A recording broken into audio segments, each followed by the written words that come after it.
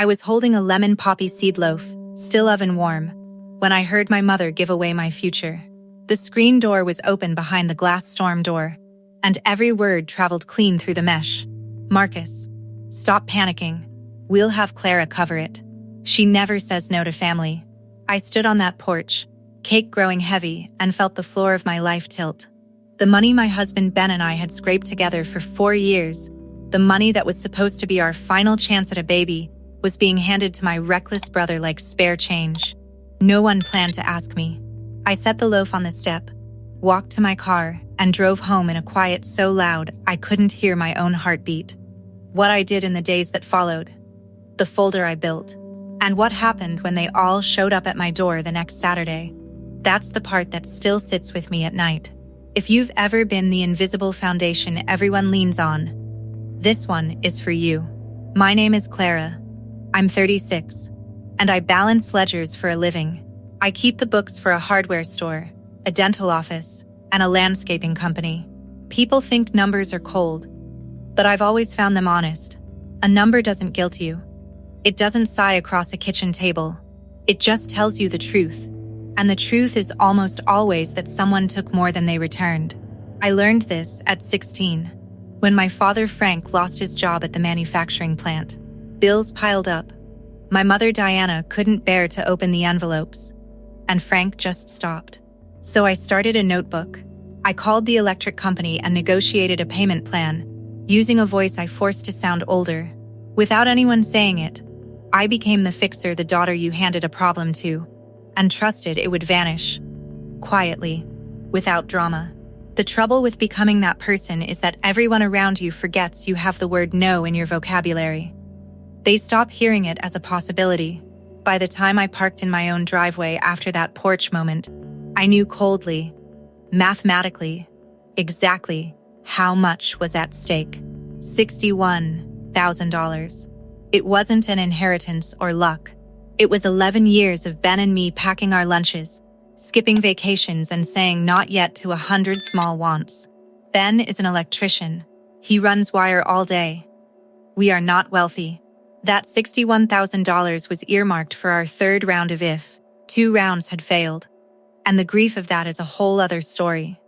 The bulk of that money was the one last try, the maybe baby we were still saving toward. Dollar by careful dollar. So when my mother promised my brother's $48,000 debt away, she wasn't reaching for my savings. She was reaching for the child we hadn't yet been able to conceive. I don't think she knew that, I'll be fair, but that almost makes it worse. She didn't care enough to know what she was taking. She just assumed it was hers to take. Ben was home before me, boots off, scrolling on his phone at the kitchen table. He took one look at my face and set the phone down. "Tell me," he said. He's not a dramatic man. In 8 years of marriage, I've seen him raise his voice maybe twice, both times at a football referee. He listened to the whole account without interrupting. The screen door, the clucking sound my mother makes when she's decided something. The line, "She never says no to family." When I finished, he was quiet for a moment. Then he looked at me with that steady, problem-solving gaze he gets when he's tracing a short in someone's old wiring. "Okay, here's what we do." He laid it out plainly.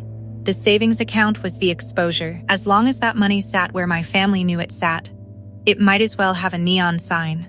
"Open a new account at a credit union none of them have ever heard of," he said. "Move every cent tonight, not next week. Not after you've had a chance to talk to your mother and feel guilty. Tonight." He wasn't seizing control. He was handing me the tool. Then he got up and made me a cup of tea while I stared at the number I knew by heart. The next morning, I drove to Summit Community Credit Union on the far side of town. The teller, a young woman named Sophie, had no idea she was helping me dismantle 3 decades of being the family bank. I opened an account in my name, only 40 minutes, and my driver's license. And it felt less dramatic than filing a quarterly report. Back home, I began moving the money in careful batches. A little, confirm it settled. Then more. Every transfer dated and labeled. Because my job has taught me that the person with the cleanest paper trail wins before the argument ever starts. While I worked, a faint alarm began ringing at the back of my mind. Years earlier, when my grandmother Nana fell ill, I'd opened a joint checking account with my mother to manage Nana's medical bills. Nana passed in 2019, and the account had slipped into a forgotten corner of my brain. But my mother hadn't forgotten. That joint account was a door I'd left propped open. And I knew my mother well enough to understand she'd eventually test the knob. The first call came the very next morning. My mother's name lit up my phone, and her voice was sugared, her surest tactic when she's about to ask for something. She asked how I was sleeping, how Ben's work was. Wasn't the weather turning nice? Then she drifted, as she always does, toward the real purpose. Your brother's going through a rough patch, she said. He just needs the family to close ranks. She mentioned twice that Ben and I were the steady ones. And then she said the thing that hooked me. I was thinking, sweetheart, about that joint account from your grandmother's care. We should sit down about that, you and me. I muttered something about a work deadline and hung up. Then, I sat very still. She'd remembered that account before I had. She'd been thinking about it for a while. That meant my mother had a map of my financial life in her head. And the joint account was a door she planned to walk through. I called the bank that Friday. The representative explained that a joint account belongs equally to both owners. Either of us could withdraw funds at will, but closing it completely generally required both signatures or a formal process I couldn't trigger solo. I could take my own money out, but I couldn't make the account disappear. That meant if I left my funds in there, my mother could drain them. So I transferred out every penny that belonged to me, leaving exactly what was hers, about $3,200. I didn't touch a cent. The action felt like quietly moving furniture out a back door while she was still in the front yard.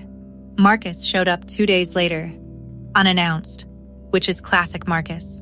He rolled into my driveway in the pickup truck he still owed payments on and ambled to my door with his hands in his pockets, wearing the expression of someone who believes the universe owes him a refund.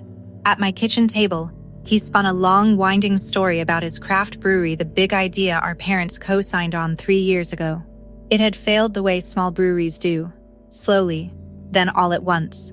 He'd tried to gamble his way out of the hole, chasing losses online and at blackjack tables. $30,000 from the failed business, another $18,000 from what he wouldn't name. $48,000 total. He kept glancing around my kitchen at my coffee maker, my dish towels, as if my small comforts were proof of hoarded wealth. You've got it good, Clara, he said. Steady jobs, no kids draining you, money just sitting there. My phone buzzed on the counter. It was Lydia, his wife. The text was preloaded, as if she'd been timing it. Family helps family. Hope you're not too busy with your IF stuff to remember that. The cruelty of it was so casual, she probably didn't even feel it leave her fingers. She'd taken the most tender wound of my life, 4 years of failed cycles and silent grief, and turned it into a bargaining chip. I read it twice. I set the phone face down. I refilled Marcus's coffee and said nothing, because I'd already decided what I was going to do. And it wouldn't happen at that table. After he left, I stood in my kitchen and made a promise to myself. I wouldn't fight them on their terms with raised voices, tears, and guilt. That was a game they'd perfected. I would fight on mine. I'd turn every emotional claim into a line item. I'd close every door I had the right to close. And I'd build a record so clean and undeniable that no one could argue with it. So I opened my laptop and began a new spreadsheet. I pulled years of bank records and started listing every transfer that had ever left my account and landed in theirs. $600 for Marcus's car payment, $1,200 when the brewery's lease came due, $400 at Christmas, $2,000 for a security deposit. Each one had felt small at the time, the obvious, loving thing to do. But scrolling through them now, I saw a pattern. A river of money flowing in one direction. In 10 years, not a single dollar had ever returned. Not once had a deposit landed in my account with a note saying, "Thanks, Clara." The repayment column was a relentless string of zeros. Then I remembered the shoebox. Years ago, I'd stashed old paper records in the attic, carbon copy checks, receipts, and a promissory note Marcus had scribbled as a joke. I climbed the pull-down ladder, dust coating my fingers, and found the box under a stack of forgotten Christmas decorations. Inside, I sorted through yellowed papers until I unfolded a sheet of lined notebook paper. There it was, I, Marcus. Owe my sister Clara $4,500 to be paid back when the brewery turns a profit. His signature sprawled across the bottom, big and cocky. I could still picture his smirk when he wrote it, the way he'd tapped the pen and said, "There. Happy now?" It was a joke to him. To me, it was a confession. The paper was brittle, the ink faded, but his arrogance still radiated from the page. That signature had cost me $4,500, but it was about to cost him far more than money. I carried the box downstairs and added it to my ledger. When I totaled the column, my hands were steady. $26,400. That was what I'd quietly handed this family over the years before this latest demand. $26,400. Never repaid, never acknowledged. And now they expected $48,000 more. My mother called again that weekend, and the honey in her voice had hardened into something sharper. She brought up Nana, how heartbroken she'd be to see the family pulling apart over money. I felt the guilt rise, hot and automatic, just as it always had. But this time, a new, harder layer had settled beneath it. I told her I loved her, and ended the call. Then I finished moving the last of my funds out of the joint account, leaving the $3,200 untouched. The old savings account sat nearly empty. The joint account held only what was truly hers. My father called Sunday evening, which nearly undid me because Frank almost never calls. He's a quiet man who lost his voice the year the plant closed. He cleared his throat, called me Clara Bear like he used to when I was little, and told me my mother couldn't sleep. Then he shared a story I'd never heard. When Diana was 9, the bank foreclosed on her childhood home, and she stood on the lawn watching strangers change the locks. That terror, he said, had driven her entire life. For a moment, I saw my mother not as the manipulative force in my living room, but as a frightened 9-year-old girl, and my resolve wobbled. But then my father, in the same gentle voice, added, "So you'll help your brother, right? You always do." It wasn't a question. Even he had learned to count on my surrender. That was the closest I came to caving. But I held the line. On Monday morning, a text from my mother arrived, stripped of all warmth. "We're coming over Saturday to settle this as a family. I'll bring everyone." It's time we sat down and sorted it out. I read it at my kitchen counter and understood exactly what she was orchestrating. This wasn't a visit. It was an ambush. She was bringing my father, my brother, and Lydia into my own home, calculating that I'd never be able to refuse them all at once. A year earlier, I would have spent the week dreading it, rehearsing apologies, figuring out how much to give to make the discomfort stop. But I'd spent this week differently. I had a folder on my counter that told a different story. I texted back 2 words: "See you Saturday." Then I organized my evidence into a sequence: the ledger, the promissory note, the screenshots of Lydia's message, and my mother's midnight follow-up that finally named the sum. "Your brother needs $48,000. I know you'll do the right thing. You always do." I saved that message too. Saturday was coming, and for the first time I was ready. On Thursday, my phone rang again, this time from my old bank. The representative informed me there had been recent activity on the joint account. Someone had attempted a withdrawal. But because I had already moved my funds, the account held only $3,200, nearly all of it my mother's own money. The attempt had yielded nothing else. The rep's voice was careful, as if she sensed she was delivering news about a family feud. I imagined my mother at the counter, her face tightening when the teller told her the balance. I thanked the rep and hung up. I stood in my kitchen, feeling the ghost of my mother's hand reaching for something that was no longer there. For the first time, I wasn't angry. I was simply tired of being the family's uncredited CFO, tired of love being measured in withdrawal slips. In that moment, the full shape of her plan clicked into place. She had gone to the bank to access that joint account, thinking it was the first step toward covering Marcus's debt. She'd found a nearly empty vault. I felt a strange, flat sadness, but also immense gratitude for Ben. If I'd waited even a few more days, she might have gotten to my real savings. Move every penny tonight. Those 5 words had saved us. If you've ever been the one everyone quietly leans on, hit that like button and subscribe to Tranquil Drama Stories. These stories find the people who need them most. Saturday morning broke clear and cool. I woke up feeling not nervous, but settled the way the sky looks after a storm has already passed somewhere you couldn't see. I made 2 final decisions. I would not raise my voice, no matter what, and I would hand my mother her $3,200 in cash, so there could be no whisper that Clara stole from her own mother. Ben was already up, dressed in his weekend flannel, making coffee as if it were any ordinary Saturday. He'd placed an envelope on the table next to my folder, labeled Mom's in his blocky electrician's handwriting.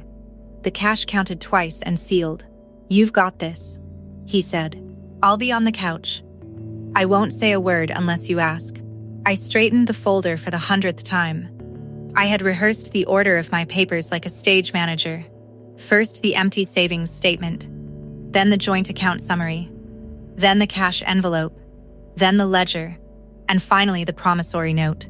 Each piece was a stepping stone toward a truth I'd never been allowed to speak. Then I heard the engines, the car doors, the voices. My mother's voice, carrying the way it always does. Footsteps on my porch. A knock. I opened the door, and they filed in as if they owned the place, which, in their minds, they did. My mother Diana first, in her good coat, arms half open like she might embrace me. Frank behind her, eyes down, hands shoved in his pockets. Marcus with his jaw tight. Lydia last, phone already in hand, scanning my living room with that appraising look she'd given my kitchen. My mother settled onto my couch as if she were hosting. Marcus took the armchair. Lydia perched on its arm. Frank lowered himself onto the edge of the love seat. Ben was already in the corner by the window, coffee in hand, silent. I stayed standing. "Clara, honey," my mother began. She still used my childhood nickname Ken when she wanted something. "Thank you for having us. This is what families do. We come together." She patted the couch cushion, but I didn't sit. "Let's just get this sorted," she said, launching into her rehearsed speech. Marcus's collectors were calling Lydia's mother now. They'd repo his truck. He could lose everything. Lydia chimed in on cue. "Real family helps. You don't sit there counting." Marcus stared at me with those wounded, expectant eyes that had worked on me my entire life. Then my mother reached over and patted my hand. "Don't make this complicated, sweetheart," she said, her smile warm and utterly certain. "You never refuse family." I looked at those 4 faces, so sure of my answer, and opened the folder. "Before we move anything," I said, my voice level, the same tone I use when walking a client through a rough quarter, "I think everyone should see where the money actually is." I laid down the first page. "This is the savings account you're referring to. It's mostly empty. I moved the funds 2 weeks ago, the day after I stopped by your house with a loaf of bread and heard you tell Marcus I'd cover his debt." My mother's smile froze. I placed the second page. "This is the joint account from Nana's care. It holds $3,200, almost entirely your money. I've left every penny untouched. Here it is in cash." I set the envelope on the table. Then I laid down the ledger. "And this is every dollar I've given this family since 2014. Dates, amounts, purposes. Notice the last column, repaid. It's a long list of zeros. The total is $26,400. I placed the promissory note on top. "Marcus, that's yours. The $4,500 you swore you'd pay back when the brewery turned a profit. You signed it as a joke. I kept it." The room went silent. My mother stared at the ledger as if it were written in a foreign language. Then she rallied, her voice pitching toward the wounded register that had always worked before. "After everything I sacrificed, after everything this family has done for you, you're going to sit there with your little folder and turn your back on your own brother? You never refuse family." I held her gaze. "Family isn't a bill you forgot to pay," I said, quiet and even. "It's not a credit line you draw on because someone in it is too tired to say no. I love you all, but love is not the same as access." I let out a breath. "So this once, just this once, I refuse." Pandemonium erupted. My mother shot off the couch, face red, shouting that I was an ungrateful, selfish girl. Marcus was on his feet, swearing, telling me I'd always thought I was better than them. Lydia screeched, "You'll regret this when you're old and alone." Marcus pointed at Ben and yelled, "This is your doing. You turned her against us." Ben didn't flinch. He just took a calm sip of his coffee, and that infuriated them more. I didn't shout back. I'd spoken the word my mother had spent 34 years ensuring I could never pronounce. And now that it was out, it needed no defense. I just stood still and let them come apart. It was my mother who broke first, not with tears, but with sudden, horrified realization. She glanced at the first page again, at the date, and the fight drained out of her. "You moved it," she whispered. "You already moved it before we even came over." "I heard you through the screen door," I said. "And my husband told me to move every penny that night." So I did. Her eyes darted toward Ben, still silent in the corner, and I saw it register. The quiet electrician had outmaneuvered her. That was the moment her entire plan collapsed. They left soon after. My mother stormed out first, coat flaring. Marcus slammed my door so hard the frame rattled. Frank lingered at the threshold, and I pressed the cash envelope into his hands. "That's hers. Every cent." He looked at it, then at me, and for one suspended second I thought he might finally speak the truth. He didn't. He nodded once and shuffled out. In the weeks that followed, I grieved. Not for the money, but for the family I thought I had. I mourned the mother who might have been, the brother I'd never really known, the father who chose silence over justice. But beneath the grief, there was a new, clean space where the guilt used to live.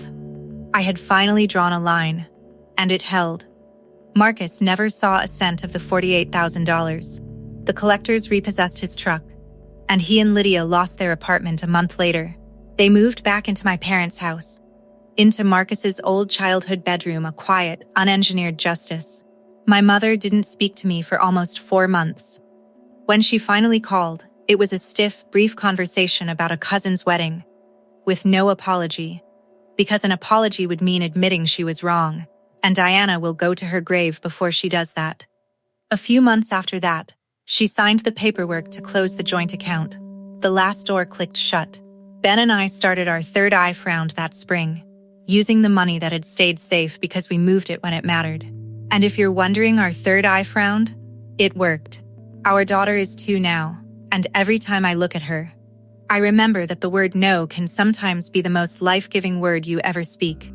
I keep a copy of the promissory note in her baby book, a reminder that boundaries are the foundation of real love. That folder is my silent witness. I still have it. It sits in my desk drawer, unopened, gathering dust like the shoebox before it. I don't need to look at it anymore. The ledger, the note, the screenshots, they're quiet proof that I was never the villain they tried to paint. I'd spent my whole life being the account everyone drew on. The most loving thing I ever did for them and for myself was to finally close it. If you've been carrying a whole family on one quiet account of your own, maybe it's time to open one that's just yours. Love does not mean signing a blank check with your life on the line.